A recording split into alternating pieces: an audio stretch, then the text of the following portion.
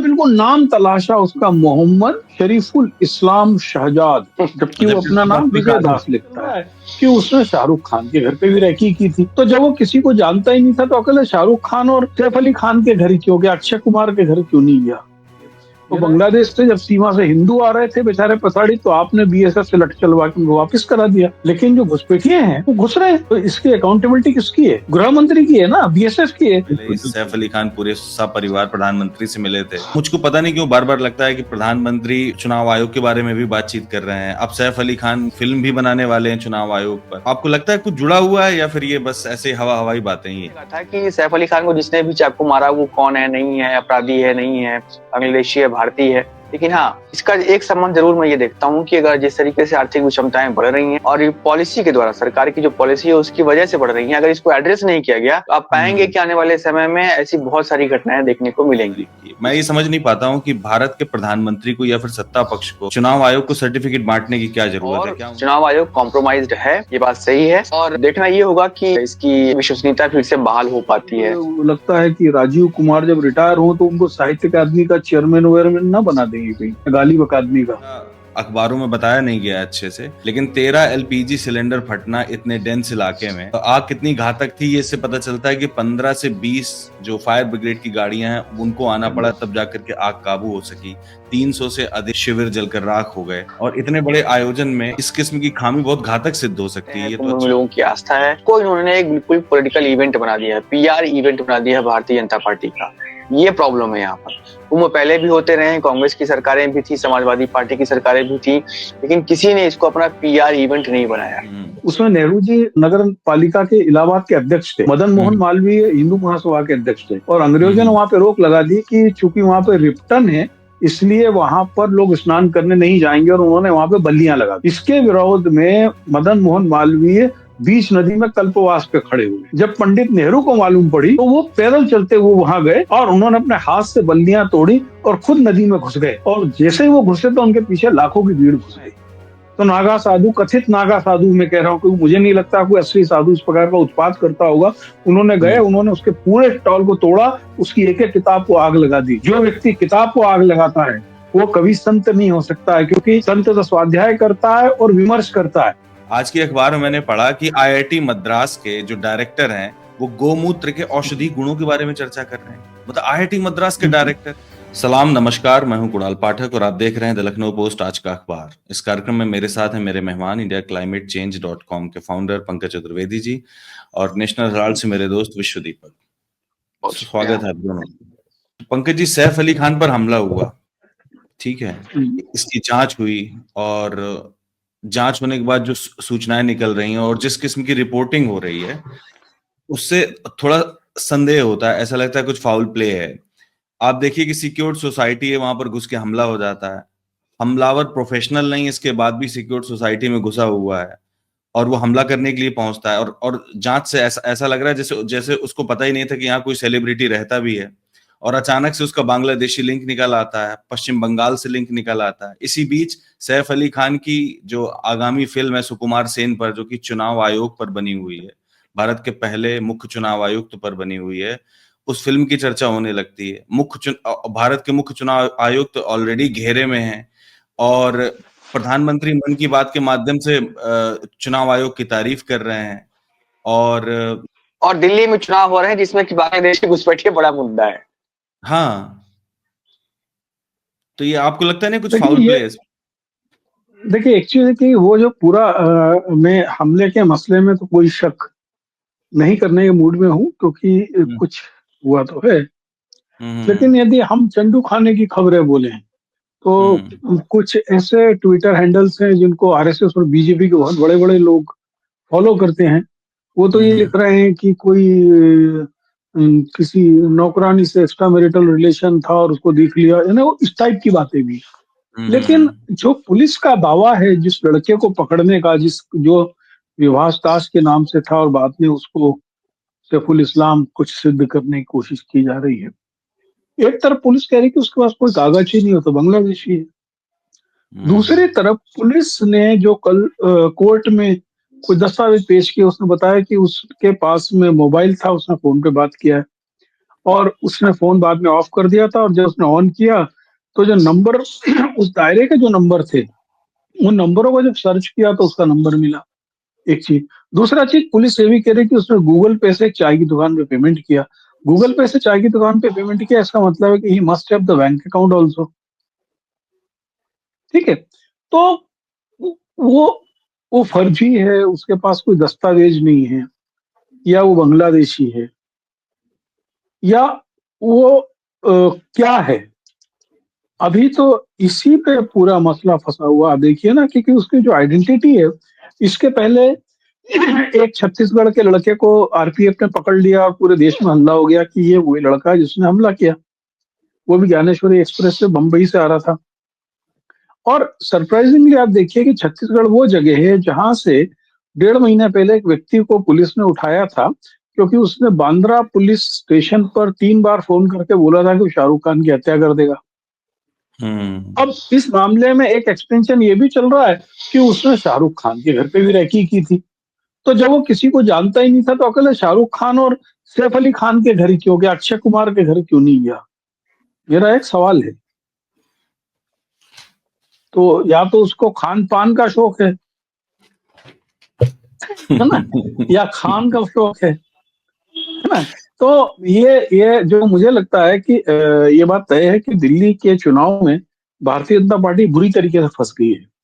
पहले भारतीय जनता पार्टी को लग रहा था कि यहाँ पर कांग्रेस थोड़ी मजबूत होगी तो आम आदमी पार्टी इतनी कमजोर हो जाएगी और हम इजीली ले लेंगे, लेकिन हुआ है कि कांग्रेस थोड़ा सा कुछ ज्यादा ही मजबूत हो गई, उनके अपेक्षा से विपरीत। तो अब बीजेपी के पास में जो कार्ड होते हैं वो क्या होते हैं चुनाव जीतने, पाकिस्तान और मुसलमान, है ना। तो भाई आप यदि सब बांग्लादेशी ऐसे हैं तो आपने तो पाकिस्तान के, सॉरी, बांग्लादेश की निर्वासित प्रधानमंत्री को अपने यहाँ शरण दे रखी है। अभी वर्ली मिनी बांग्लादेश हो गया, कोई मिनी पाकिस्तान हो जाता है। तो भाई यदि यदि कहीं पर इतनी बड़ी संख्या में इन्फिल्ट्रेशन हो रहा है। कल एक दैनिक भास्कर में एक रिपोर्ट थी पूरी डिटेल कि किस तरीके से मात्र 25,000 रुपए में सीमा को सुरक्षित पार कराया जाता है। उसमें 2-3 चीजें थी कि यदि दलदल के थ्रू आएंगे तो 5,000 रुपए है, और पानी के थ्रू आएंगे तो कुछ कम है क्योंकि उसमें खतरे ज्यादा हैं। लेकिन मेन रोड के थ्रू किस प्रकार से कराया जाता है, किस तरीके से यहाँ पर आकर आपको दस्तावेज बनवा दिए जाते हैं, उसकी कुछ फीस होती है, और उसके बाद में आपकी नौकरी व्यवस्था हो जो उसकी कोई फीस होती है। ये भास्कर की रिपोर्टिंग थी। तो यदि हम इन सब चीजों को लिंक करें तो सबसे पहले तो देश के जो गृह मंत्री हैं अमित शाह, उनको इस्तीफा दे देना चाहिए। यदि पिछले 10 साल से कितना बड़ा रैकेट चल रहा है पूरे देश में, बांग्लादेशी दौड़ दौड़ के यहाँ पे आ रहे हैं, वो बांग्लादेश की आबादी भी इन्हें कम नहीं हो रही है। और बांग्लादेश से जब सीमा से हिंदू आ रहे थे बेचारे पछाड़ी, तो आपने बीएसएफ से लठ चलवा के उनको वापिस करा दिया। लेकिन जो घुसपैठिए हैं वो घुस रहे हैं, तो इसकी अकाउंटेबिलिटी किसकी है? गृह मंत्री की है ना, बीएसएफ की है। बिल्कुल बिल्कुल बिल्कुल बिल्कुल, गृह मंत्री की। अच्छा, ये सारे लिंक इतना मतलब इतना आपस में जुड़े हुए हैं, ये विश्व दीपक किसी को लग सकता है बहुत मतलब कॉन्स्पिरेसी थ्योरी है। अभी कुछ दिन पहले ही सैफ अली खान पूरे सपरिवार प्रधानमंत्री से मिले थे। मुझको पता नहीं क्यों बार बार लगता है कि प्रधानमंत्री चुनाव आयोग के बारे में भी बातचीत कर रहे हैं। अब सैफ अली खान फिल्म भी बनाने वाले हैं चुनाव आयोग पर। तो आपको लगता है कुछ जुड़ा हुआ है या फिर ये बस ऐसे हवा हवाई बातें ही है? अब इसकी जो आंतरिक कहानी है, अंदर की कहानी है, वो तो क्या ही मतलब उसके बारे में क्या ही कमेंट किया जाए। लेकिन हाँ, जो ऑन द सरफेस जो डॉट्स जुड़ रहे हैं जिसके बारे में आपने इशारा किया, वो काफी कुछ संकेत देते हैं। और दूसरी बात यह है कि खैर जब ये घटना हुई तो जिस चीज पे मेरा ध्यान गया था वो ये था, तब मुझे नहीं मालूम था या मीडिया के में भी ये नहीं बताया गया था कि बांग्लादेशी है या इसका नाम सैफुल इस्लाम जो भी है।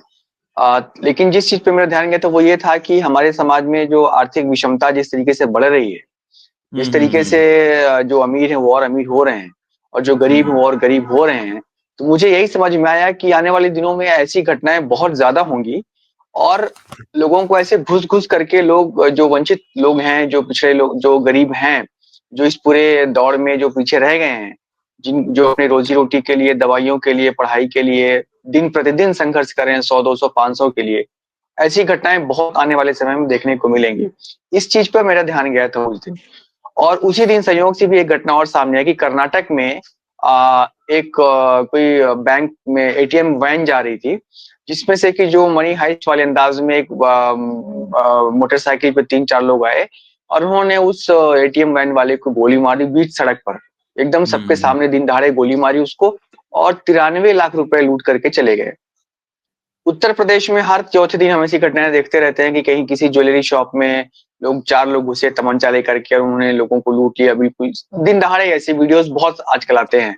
अभी मेरे परसों 3-4 दिन पहले एक आदमी मेरे जानकार हैं, उनके बारे में खबर मिली कि उनकी क्रेटा गाड़ी जो है 17-18 लाख की गाड़ी बिल्कुल चोरी हो गई।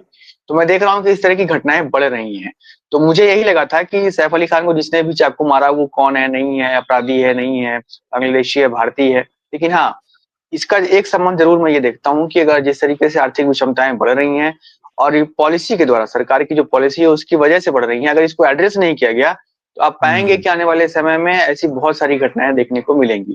इसके बारे में मतलब मुझे लगता है कि इस एस्पेक्ट पे मेरा ध्यान भी गया था और ये जानना चाहिए, बताना चाहिए। बाकी पंकज जी ने जो कहा वो एकदम सच बात है कि भाई प्रोपेगेंडा उसकी पुलिस ने कुछ कहा नहीं था, इसके पहले ही शुरू हो गया कि वो मुसलमान है और कहाँ से है, क्यों मारा, तमाम चीजें। तो ये इसके बारे में क्या ही मतलब बात कही जाए।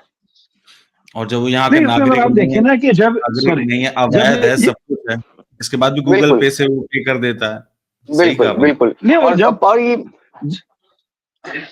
जब घटना हुई है उसके विदिन 2 आवर पुलिस ने घोषणा कर दी कि ये कोई ऑर्गेनाइज क्राइम नहीं और ये चोरी के इरादे से घुसा था। चोरी के, बिल्कुल। कोई आदमी किसी के घर में आधे घंटे तक है, वो 6 बार चाकू चला रहा है, 1 करोड़ रुपए मांग रहा है, तो वो आपने तत्काल घोषित कर दिया कि वो चोरी के इरादे से घुसा हुआ है। और उसका नाम भी उन्होंने जो है, थोड़ा सा एक्चुअल क्या होता है कि जो ये बिहार के सीमा के आसपास जितने बांग्लादेश से लगे हुए हिस्से हैं, जरूरी नहीं कि वो बांग्लादेशी हैं, वो भारत में भी रहते हैं, उन लोगों के नाम ही जो होते हैं शरीफुल, इंजमाल, इस टाइप के नाम होते हैं। तो उन्होंने बिल्कुल नाम तलाशा उसका, मोहम्मद शरीफुल इस्लाम शहजाद, जबकि वो अपना नाम विजय दास लिखता है।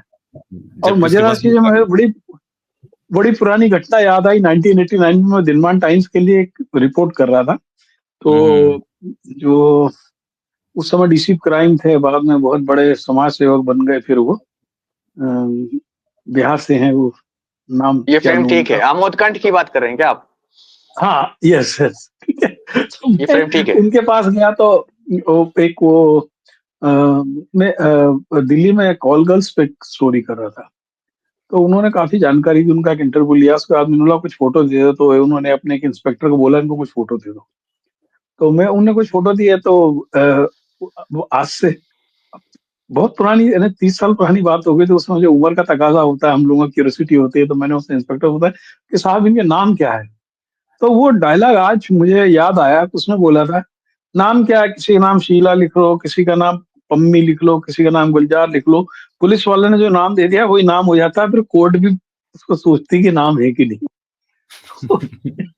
वो घटना मुझे इस केस में इतनी याद आई कि उन्होंने बोल दिया, नाम दे दिया हमने, अब तुम प्रूफ करते रहो। नहीं है, सही बात भाई। आप एक चीज बताओ, वो ऑन रिकॉर्ड जो वर्ली में जो लोग हैं वो कह रहे हैं कि 6 महीने से तो वहां ही रहता हो, वो कहीं नौकरी भी कर रहा था, किसी रेस्तरां में नौकरी कर रहा था, ऐसा भी नहीं है, किसी कंस्ट्रक्शन साइट में बता रहे हैं कि नौकरी कर रहा था। वो अलग अलग है। देखिए क्या है कि सबके दावे अपने अपने अलग अलग हैं, लेकिन जो उसकी अभी जो हकीकत है वो केवल ये है कि सभी लोग एक स्पॉन्सर्ड न्यूज के पीछे चल रहे हैं।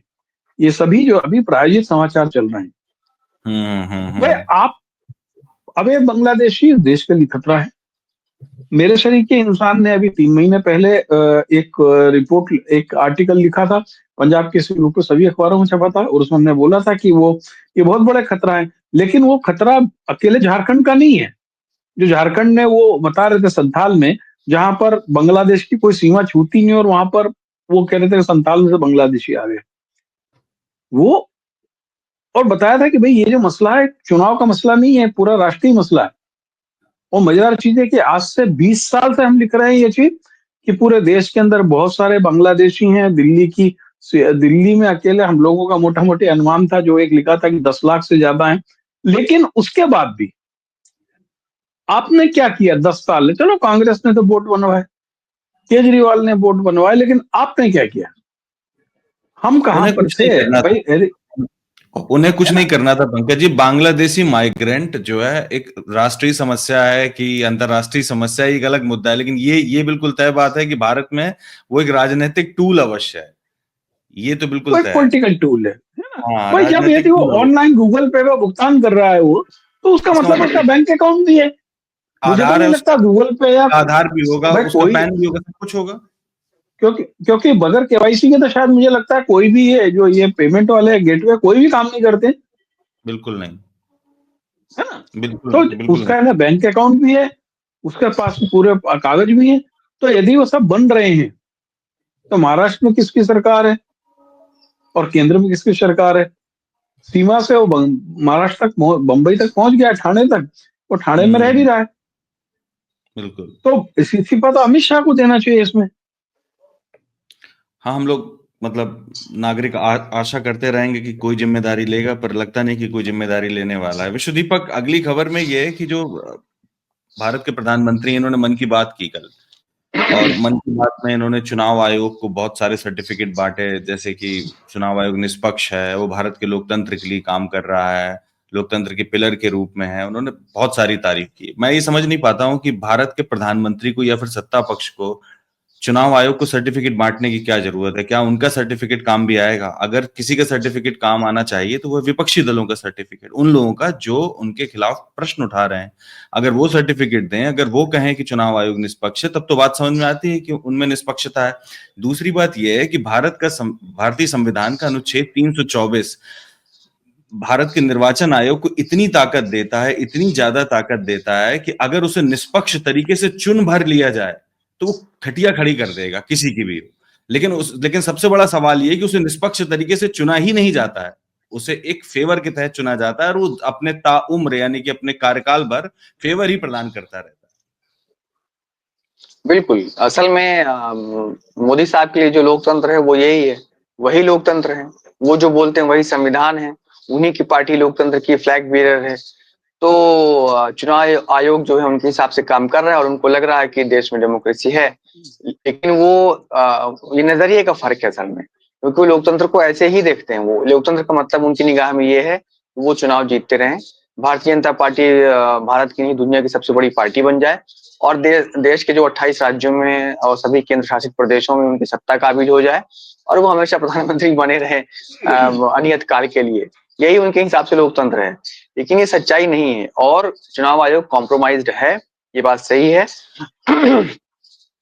और देखना ये होगा कि इसको कैसे, इसके जो है इसकी विश्वसनीयता फिर से बहाल हो पाती है या नहीं हो पाती है। है। हमें नहीं लगता है कि ये पंकज जी विश्वसनीयता पर कोई काम हो रहा है। अगर विश्वसनीयता पर कोई नहीं, काम हो रहा होता हुआ तो ये कि सुप्रीम कोर्ट इंटरवीन करता। हुआ जी।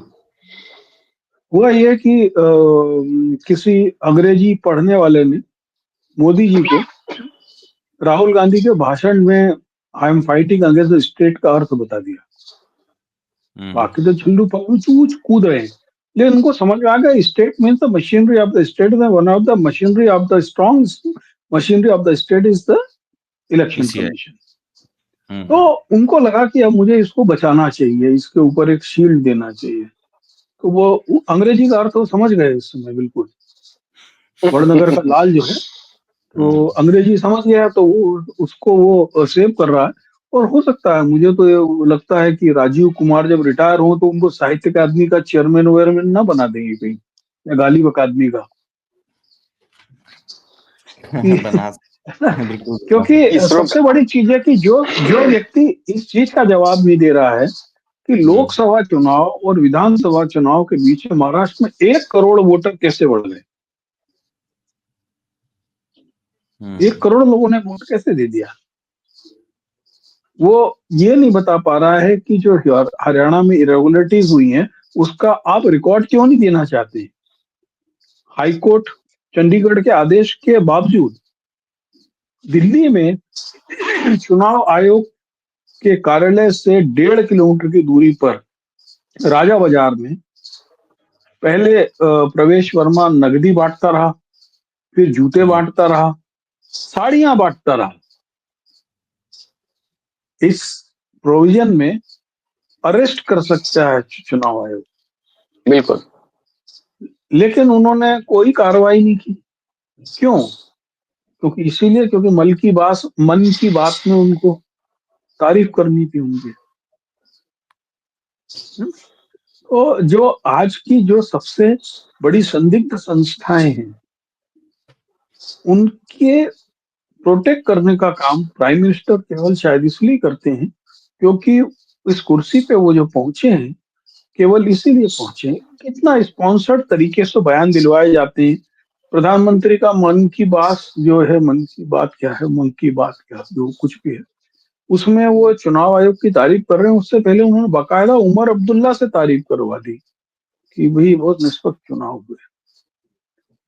ये बहुत हाँ, मतलब देखिए क्या होता है कि काफी दिन से एक तारीफ कर माइंड रहे मेकअप करना, हैं। एक माइंड मेकअप करना, लोगों को भरोसा दिलाने के लिए जो एक यदि हम mass media, impact of mass media की थ्योरेटिकल स्टडी करें तो इन सब के अंदर ये सब चीजें आती हैं कि किस प्रकार से हम जो आम जनमानस है उसके मस्तिष्क में असत्य को सत्य के रूप में स्थापित करना चाहें तो हमें किस किस तरीके की मॉड ऑफ अप्रेंटिस अपनानी होगी। जिसके अंदर दृश्य श्रव्य माध्यमों का इस्तेमाल है, भ्रम का इस्तेमाल है, और अब तो बहुत अच्छा एआई का इस्तेमाल भी आ गया है। तो ये इसी का एक हिस्सा है और दुर्भाग्यपूर्ण है ये देश के लिए। मैं तो ये सोचता हूँ बस। बिल्कुल दुर्भाग्यपूर्ण है। और पंकज जी, ये भी दुर्भाग्यपूर्ण है कि तमाम दावों के बावजूद कि हमने बहुत अच्छी व्यवस्था की है कुंभ में, हमने लगभग 60,000 करोड़ रुपया खर्च किया है उत्तर प्रदेश सरकार ने, इसके बावजूद जो है इतनी विभत्स घटना घट गई जिसमें एलपीजी सिलेंडर फट गए।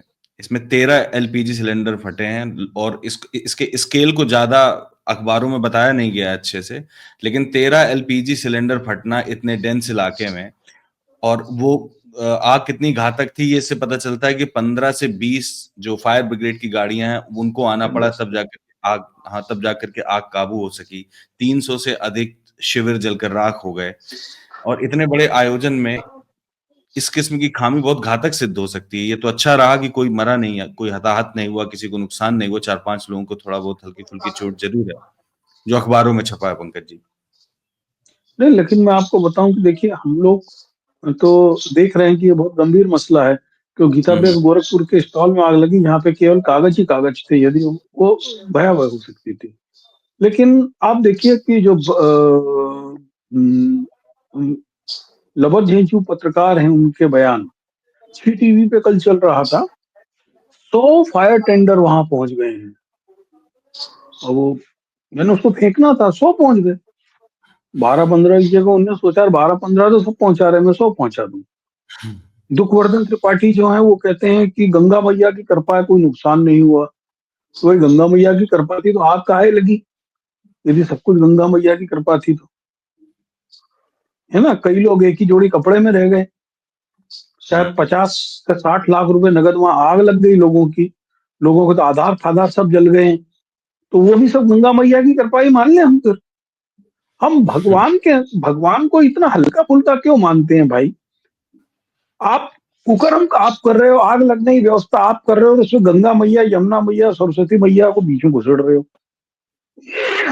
और देखिए पता नहीं ये प्रयोग था या आकस्मिक हो गया कि जिस दिन माननीय मुख्यमंत्री को वहां पहुंचना था उसी दिन सब कुछ होता है, जिससे फिर जो लपर झंडू मीडिया है उसने पूरा उड़ाया।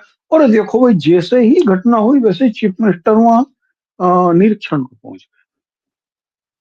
अभी क्या है, संयोग है, प्रयोग है, आकस्मिकता है ना। ये सब बंबई वाले केस सैफ अली खान से लेके और शास्त्री ब्रिज की आग तक कुछ ना कुछ ऐसे ही लगता रहता है, क्योंकि इन लोगों ने अपनी अखबारों के हिसाब से तो योगी जी वहीं थे, और मौनी अमावस्या के लिए जो भीड़ आने वाली है उसको देख करके देख रेख कर रहे थे, प्रशासनिक तैयारियों की जांच उनको हेलीकॉप्टर से ऊपर चक्कर लगाना था, ये तो मैंने सुना था। लेकिन फिर अचानक इटली की औरतों से वो रामायण भी सुनने लगे थे कुछ, है ना। तो दूसरे की इटली वाली अच्छी लगती है इनको, अपने देश की इटली वाली को गाली बकेंगे। मैं यही बोलने वाला था कि इटली में काफी दिलचस्पी है लोग। हाँ, इटली में काफी दिलचस्पी है विश्व दीपक। और आपने अगर ये सुना हो इनका भारत के प्रधानमंत्री का जो मन की बात है, वैसे तो कोई सुनता नहीं है अब, लेकिन फिर भी अगर आपने सुना हो तो इसमें वो ये उनका बड़ा एक अजीब सा स्टेटमेंट है जिसमें वो कह रहे हैं कि युवाओं का महाकुंभ से जुड़ना स्वर्णिम भविष्य सुनिश्चित करता है। मैं पंकज जी ये बिल्कुल समझ नहीं पा रहा हूं कि ये युवाओं का स्वर्णिम भविष्य मतलब महाकुंभ से जुड़ने से कैसे होगा। मतलब ये बात तो समझ में आती है, ये बात तो समझ में, इससे आगे का बयान भी पढ़िए ना, इसके आगे का बयान भी पढ़िए जिसमें वो कह रहे हैं कि कुंभ में कोई भेदभाव नहीं है, कोई ऊंचा है ना नीचा है, कोई जाति है ना कोई है। और ठीक उसी समय एक बेचारा वो अरब के शेख का भेष धर के कोई पहुंच गया था वहां पर रील बनाने, उसकी कूट कूट के उसकी झंडी बना दी उन लोगों ने, क्योंकि मुसलमान यहाँ नहीं घुसेगा। तो मोदी जी जो बोलते हैं, फिर भी वो कह रहे हैं कि इसके बाद भी वो कह रहे हैं कि युवाओं का कुंभ से जुड़ना स्वर्णिम भविष्य की ओर संकेत है। ये बात तो समझ में आती है, असल चीज ये है, ये बात तो समझ में असल आती है कि चीज है कल्चरल वो कनेक्ट बिजनेस है। आप भीड़ लेके जाओ, आप मान के चलो कि 1 करोड़ लोग गए, हर आदमी ने कुंभ में 1,000 रुपए खर्च किए, खाने में पीने में होटल में ठहरने में सब कुछ है। तो 1 करोड़ मल्टीप्लाई बाई 1,000, वो उन्हीं लोगों के पास गए जो सौगंध राम की खाते हैं। नहीं पंकज जी, मेले हमेशा से आर्थिक मतलब गतिविधि ही रहे हैं, ये कोई आज की बात नहीं है। मेले हमेशा से आर्थिक गतिविधि रहे हैं। मैं ये बस इतना समझना चाह रहा हूँ विश्व दीपक आपसे कि युवा अगर जुड़ता है तो कल्चरल कनेक्ट समझ में आता है, कल्चरल एथिक्स समझ में आता है, कल्चरल मान लीजिए एटिकेट समझ में आ गया। लेकिन स्वर्णिम भविष्य तो युवाओं का तब होगा ना जब उनको रोजगार मिलेगा, जब उन्हें शिक्षा मिलेगी, जब उनको सही समय पर स्वास्थ्य मिल जाएगा। इस किस्म से कैसे मतलब बन पाएगा। और एक चीज और सुनिए आप कि आज की खबर में द हिंदू में है, शायद आज के पेपर में द हिंदू में है, उसमें ये है कि ये जो Q3 है इसमें डिमांड बहुत कम हो गई है, जिसकी वजह से प्राइवेट सेक्टर में इन्वेस्टमेंट नहीं हो रहा है। अगर प्राइवेट सेक्टर में इन्वेस्टमेंट नहीं हो रहा है तो रोजगार नहीं बढ़ेगा, गरीबी यथावत बनी रहेगी और बढ़ती ही चली जाएगी। तो कैसा स्वर्णिम भविष्य होगा। कहीं ऐसा तो नहीं कि मोदी जी को मालूम सब कुछ है, वो जान रहे हैं कि स्वर्णिम भविष्य किसी हालत में नहीं हो सकता, तो महाकुंभ के माध्यम से स्वर्णिम भविष्य बना दिया जाए।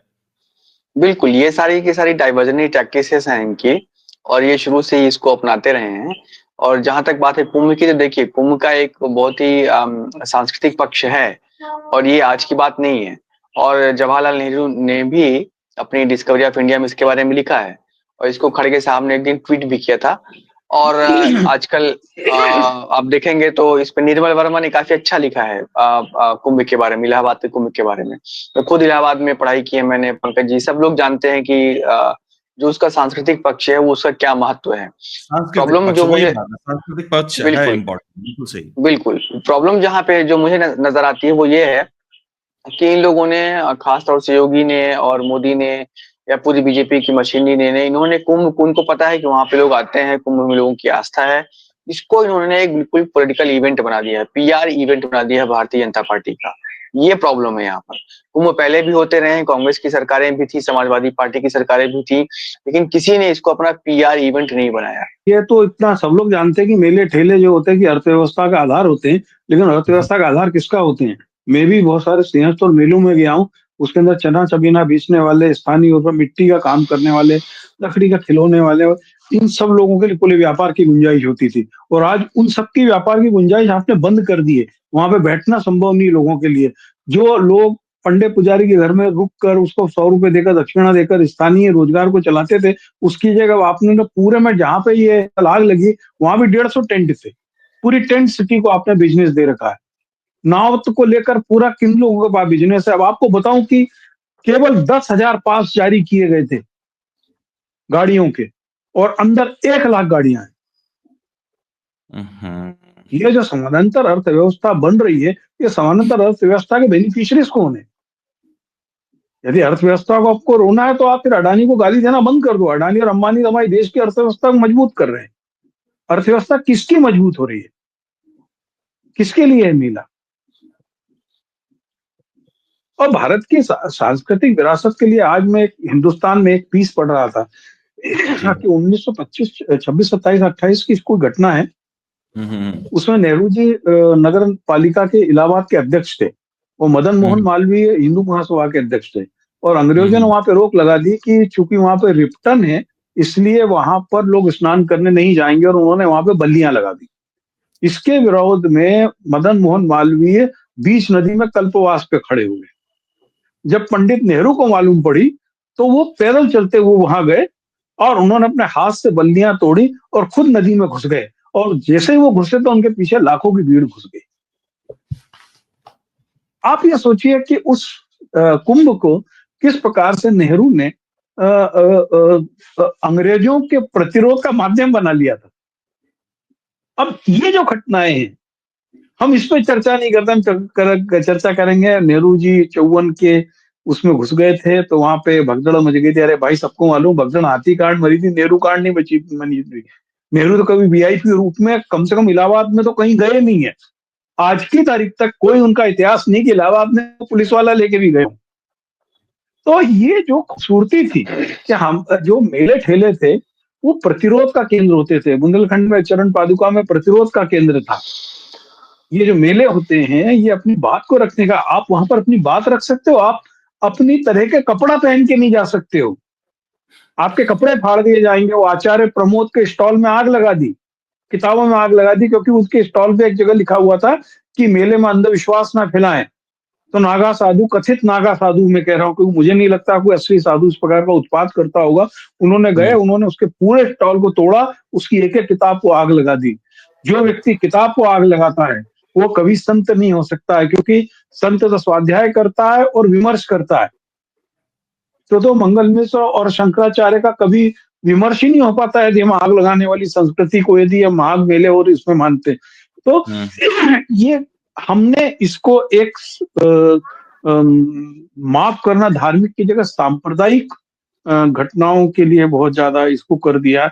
और जो लोगों के लिए, चूंकि यूट्यूबर बड़े चिलगोजे से पैदा हो गए इस बार, हर बार इसी तरीके के साधु होते हैं जो लिंग से कार खींचते हैं, लंबे बाल वाले होते हैं, 8 फीट के होते हैं, महिला साध्वी होती हैं, 1500 2000 नागा साधु बन जाते हैं। हर बार होता है, हर जगह होता है। हरिद्वार में भी यही हुआ था, उज्जैन में भी हुआ था, नासिक में भी हुआ था। वो जो फर्जी कुंभ बना दिया उन्होंने राजिम का, उसमें भी होता है। लेकिन ये सोशल मीडिया का जो इस्तेमाल और जो जल गगरी छलकत जाए वाले हैं, वो वाला एक, सॉरी मुझसे शब्द निकल रहा, एक यूट्यूबर एक महिला साध्वी से पूछ रहा कि जैसे पुरुष नागा साधु का लिंग की नस तोड़ देते हैं तो आपका भी कुछ ऐसा तोड़ते हैं क्या? व्हाट ए पिटी यार, व्हाट ए नॉनसेंस। 5 दिन हम लोग आईआईटी वाला बाबा, एक आईआईटी वाला बाबा उसी का मजीरा बजाते रहे, मालूम पड़ा वो बाबा ही नहीं है, फर्जी है। उसको अखाड़े से फिर बाहर निकाला गया। ये बिल्कुल सही बात है। और हाँ, मैं ये कह रहा हूँ अखाड़े में थे ही नहीं वो लोग यार। हाँ, अखाड़े में नहीं थे, लेकिन उनके जो अखाड़ा प्रमुख हैं उन्होंने कहा कि इनको अखाड़े से बाहर फेंक दिया गया, हमने तंबू से इनको बाहर निकाल दिया, वो कभी था ही नहीं यहाँ पर मैं ये कह रहा था पंकज जी कि ये जो आपने कहा ना, जो ये अंधविश्वास की वजह से उनके स्टॉल में आग लगा दी गई, और लेकिन आप ये सोचिए कि अंधविश्वास सिर्फ नागा साधुओं तक तो सीमित नहीं है। आज की अखबार में मैंने पढ़ा कि आईआईटी मद्रास के जो डायरेक्टर हैं वो गोमूत्र के औषधि गुणों के बारे में चर्चा कर रहे हैं। मतलब आईआईटी मद्रास के डायरेक्टर, कितना भी बेवकूफ होगा पर उसको आईआईटी मद्रास का डायरेक्टर बनाया गया, कुछ तो होगा वो।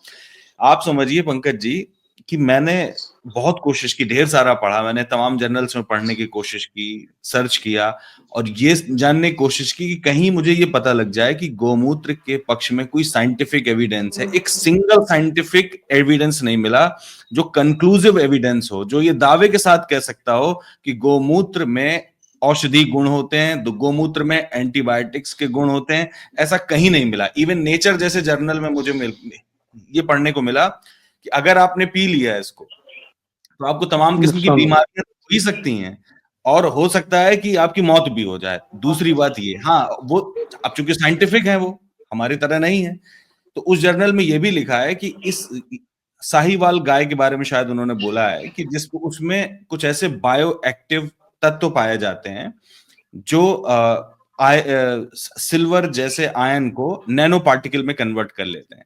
तो वो केमिकल प्रोसेसेस में इस्तेमाल हो सकता है। मतलब कहने का मतलब एक ऐसा लिक्विड है जो केमिकल के रूप में आप उसको समझिए, उसमें कुछ कंपाउंड ऐसे हैं जो तमाम केमिकल प्रोसेसेस में इस्तेमाल हो सकते हैं, लेकिन वो पीने लायक है, ये तो कहीं एविडेंस नहीं मिलता है। या अपने मुरारजी देसाई के समय तो शिवाम्बू पान बड़ा चर्चित हो गया था, बड़े बड़े नेता अपने ही मुंह पीने लगे थे। तो देखिए क्या होता है कि हमारे यहाँ जो आप कहते हैं कि उसको किस पोस्ट पर पहुंचाया होगा तो कोई काबिलियत होगी। इस समय ये है कि कुलपति, डायरेक्टर, जो वज्र मूर्ख किस्म के लोग हैं उनको अपना अपॉइंट किया जा रहा है। अभी आपको एक घटना बताऊं, ये मध्य प्रदेश के अखबारों में, राष्ट्रीय अखबारों में नहीं आई, कि मेरे मोस्ट प्रोबेबली भिंड जिले में एक ऐसे कॉलेज की तारीफ की रिपोर्ट सरकार को भेज दी गई कि इससे अच्छी कोई संस्था ही नहीं है, जो एग्जिस्ट ही नहीं करता था। और उसकी जब जांच हुई, जब उसमें आरटीआई हुई, शिकायत हुई, तो ग्वालियर यूनिवर्सिटी का वाइस चांसलर और एक और यूनिवर्सिटी का वाइस चांसलर, 16 प्रोफेसर उसमें फंसे हैं। वो जितने प्रोफेसर हैं ना, वो सब जैसे बीजेपी के प्रवक्ता टाइप के जितने हैं, सब वो प्रोफेसर है सब। ये वाइस चांसलर हमारे समय में, मेरे समय में शिवमंगल सिंह सुमन वाइस चांसलर होते थे। वो जब लॉबी से चल के आते थे तो अच्छे से अच्छे जो उद्दंड लड़के होते थे उनके सिर झुक जाया करते थे। वाइस चांसलर, कुल गुरु, कुल गुरु कहते हैं भैया संघी भाषा में उसको। तो यह तो कलंक गुरु है सब ये। तो आप इन्हें उसकी क्या देखिए क्या है कि 2014 के बाद में आपको इन्हें ऐसे लोग तो पहले आपने करोड़ों देखेंगे जो अपनी योग्यता पे गर्व करते थे, लेकिन मूर्खता पे गर्व करने वालों की पूरी एक प्रजाति चल रही। बिल्कुल। और उस पर उस दम्भ को सिद्ध करते हैं। नहीं मानोगे तो लट्ठी लेके आएंगे आपके पास में। आप देखो ना, वाइस चांसलर एक कॉलेज जो एग्जिस्ट ही नहीं करता है, उसको लिख रहा है कि A1 ग्रेड का कॉलेज है। तो फिर यदि एक वाइस चांसलर ये करता है तो फिर एक आईआईटी का डायरेक्टर भी मूत्र पीता है तो क्या हो गया उसमें? वो मेरे साथ तो खुद नहीं पीता होगा। ये तो केवल क्या होता है कि यदि एक एक घटना सुनाता हूं मैं आपको, वो हकीकत की घटना है। जब हम लोग पत्रकारिता करते थे तो हमारे यहाँ के एसपी थे संत कुमार पासवान। बाद में वो डीजी बने छत्तीसगढ़ के, और उनको बिहार के पावरफुल पॉलिटिकल परिवार से, और दबंग एसपी थे। एक एडिशनल एसपी थे गौतम जी। तो गौतम जी का क्या था कि सुबह से मालूम पड़ा कि एसपी साहब ने लॉ की परीक्षा दी, तो गौतम जी ने भी लॉ का फॉर्म भर दिया। इस टाइप का था ना उनका स्थिति। ये थी कि यदि एसपी बोलते कि मेरे को लगता है पाइल्स हो गया था, गौतम जी थोड़ी देर पहुंच जाते थे, सर हडेंसा का ट्यूब बहुत अच्छा है। तो ये आज पूरी राजनीति है। और जो लोग पोस्ट पे बैठे हुए हैं, राजीव कुमार चुनाव आयोग से लेके और आईआईटी के डायरेक्टर तक, ये सब गौतम वाले लोग हैं। यदि साहब ने जो बोला वो बिल्कुल वो लगा रहे, सर मेरे को भी ऐसे ही हो रहा है ना। बिल्कुल तो सही बात अपनी कुर्सी बचाने के लिए उनको नैतिकता, विज्ञान, वैज्ञानिक दृष्टिकोण, नेहरू को क्यों गाली देते? क्योंकि नेहरू का पहला शब्द था कि देश में वैज्ञानिक दृष्टिकोण स्थापित हो सके उसके लिए मैं काम कर रहा हूँ। वो कुंभ में भी गए, हर कुंभ में स्नान किया, पूरा परिवार जाके स्नान करता था, लेकिन कभी आके उन्होंने ये नहीं बोला कि कुंभ से आकर मैं कोई विज्ञान की थ्योरी निकाल दूंगा, मेरा स्वास्थ्य ठीक हो जाएगा। आस्था, दर्शन, अध्यात्म एक अलग चीज है। बिल्कुल बिल्कुल सही बात, बिल्कुल सही लेकिन बात। वो कुंभ जिसके अंदर आप जाति धर्म के नाम पर लोगों को एंट्री से बंद कर रहे हैं। मुझको तो आज की तारीख तक कोई बाबा, बैरागी, संत, शंकराचार्य ये बता दे, क्या वर्ल्ड में अलग अलग किस्म के भगवान हैं? एक भगवान केवल मुसलमान को ठप्पा लगा के भेजता है, एक भगवान जो है केवल हिंदू को लगा के भेजता है, और तेरा भगवान मेरा भगवान नहीं है। यदि सभी इंसान एक है तो आप कौन है जिन्होंने बोला कि हम मुसलमान को कुंभ में नहीं आने देंगे, हम उनकी दुकान नहीं लगाने देंगे, हम उनको उनको आसपास भी नहीं आने देंगे? आप थोड़ा पता करिए, इलाहाबाद शरीफ के शहर में जहाँ की एक बड़ी आबादी मुस्लिम है, वो लोग अपने घर से निकलने में डर रहे हैं इस समय। भय का माहौल है वहां पर। बिल्कुल। अच्छा विश्वदीपक, आपको कभी कोई इस किस्म का साइंटिफिक एविडेंस पढ़ने को मिला जिससे पता चलता हो कि गोमूत्र जो है फायदेमंद होता है? क्योंकि ये नैरेटिव लगातार 70, 80, 90 सालों से चल रहा है, गीता प्रेस के जमाने से चल रहा है, जब शुरुआत हुई थी गीता प्रेस की तभी से चल रहा है। आपको कभी कोई इस किस्म का एविडेंस मिला? देखिए इसको मैं इसको इस तरीके से समझता हूँ कि ये जो हमारे देश में जैसे जैसे ही हिंदुत्व का प्रसार हुआ, अच्छा ये समस्या केवल हिंदू धर्म की नहीं है, ये समस्या आपको अन्य धर्मों में भी दिखाई पड़ेगी। जैसे कि आपको ईसाई, बिल्कुल, हाँ, ईसाइयत मतलब जो क्रिश्चियनिटी में भी आपको दिखाई पड़ेगी, इस्लाम में भी दिखाई पड़ेगी, और सारे धर्मों की ये जो कुछ कुछ अपनी अपनी मान्यताएं होती हैं। अब जैसे मान लीजिए कि मुझे तुलसी का अर्क पीने से या काढ़ा पीने से मेरा गला ठीक हो गया, तो इसका मतलब ये नहीं कि तुलसी जो है साइंटिफिकली गला ठीक करने की दवाई है। तो ये स्यूडो साइंस जो है, स्यूडो साइंस को इन लोगों ने बढ़ावा दिया। एक सबसे बड़ी खराब चीज इन्होंने जो समाज में की है वो यही है कि रैशनैलिटी को खत्म किया। तो एक साइंटिफिक टेम्परामेंट होता है किसी, देखिए पॉलिटिकल लीडरशिप जो है इसीलिए जरूरी होती है कि आपका जो लीडर है वो कैसा है, इसी से सारी बातें तय होती हैं। चीन आपके सामने एक बहुत ही ज्वलंत और बहुत ही जबरदस्त उदाहरण है इस चीज का। 47 के आसपास, 49 के आसपास, 50 के आसपास भारत और चीन लगभग बराबर के पायदान पर खड़े थे हर मामले में। और आज देखिए, आज चीन जो है भारत से मेरे हिसाब से कम 100-200 साल आगे है। या वो पूरी दुनिया अगर अगर आज 2025 में जी रही है, तो मैं समझता हूँ चीन 2080 और 90 में जी रहा है। इतना चीन आगे जा चुका है। क्यों? क्योंकि वहां की जो लीडरशिप थी, वहां पे जो कम्युनिस्ट पार्टी की सरकार थी, उनकी जो फिलोसफी में, उनकी आइडियोलॉजी में ये बात अंतर्निहित है कि हमें साइंटिफिक टेम्परामेंट विकसित करना है, साइंस के बारे में बात करनी है और साइंस में ग्रोथ करनी है, उसी में आगे जाना है। जो कि यहाँ पे नेहरू वगैरह की सोच थी और उन लोगों ने इसको अपनी विभिन्न योजनाओं के जरिए इम्प्लीमेंट किया। वैसी संस्थाएं बनाई गई, वैसे लोगों को प्रमोट किया गया जो साइंटिफिक टेम्परामेंट वाले थे। आज हमारी जो पॉलिटिकल लीडरशिप है वो स्यूडो साइंस को बढ़ावा देती है। क्यों? क्योंकि वो उसके जो पॉलिटिकल जो उसकी जो आइडियोलॉजी है उसको सूट करता है। गाय जो है पवित्र होती है, चूंकि गाय पवित्र होती है इसलिए गाय का मूत्र भी पवित्र होता है, गाय का गोबर भी पवित्र होता है। गाय के अंदर आपने देखे होंगे कि ऐसे बहुत सारी तस्वीरें आती हैं। मेरे ख्याल से वो तस्वीर पहली बार गीता प्रेस गोरखपुर ने ही प्रकाशित की थी। इसमें लिखा रहता है कि गाय के पेट में कुछ है, पूंछ में कुछ है, खुर में कुछ है, सींग में कुछ है, मतलब सारा ब्रह्मांड गाय के अंदर घुसा हुआ है। ये प्योरिटी के साथ साथ ये साइंस को जोड़ करके इन्होंने इसको जो है वैलिडेट कर दिया है। ये बहुत ही खतरनाक बात है। और आपने देखिए क्या हुआ, पाकिस्तान में क्या हुआ, बांग्लादेश में क्या हुआ, ईरान में क्या हुआ। वहां की जैसी लीडरशिप थी वैसे वहां वैज्ञानिक पैदा होते गए, और नतीजा जो है इसका बहुत ही विकराल रूप में सामने आएगा। आप देखते जाइए इस चीज का। ये है, स्यूडो साइंस को साइंस नहीं कह सकते आप। और ये लोग कह रहे हैं उसको क्योंकि ये उनकी पॉलिटिकल आइडियोलॉजी को, उनके वोट बैंक को सूट करता है ये चीज करना। ठीक बात है, शायद यही है। और आप सोचिए कि भारत के संविधान में, हमारे संविधान निर्माताओं ने directive principles of state policy में इनबिल्ट करके दिया था हमको शुरुआत में ही कि भारत जो है वो साइंटिफिक टेम्पर डेवलप करेगा अपने नागरिकों में। और जो ये सरकार है ये कम से कम साइंटिफिक टेम्पर तो डेवलप करने की दिशा में काम नहीं कर रही। बिल्कुल ठीक है, इसको यही खत्म करते हैं पंकज जी और विश्वदीप, थैंक यू। चलिए, थैंक यू।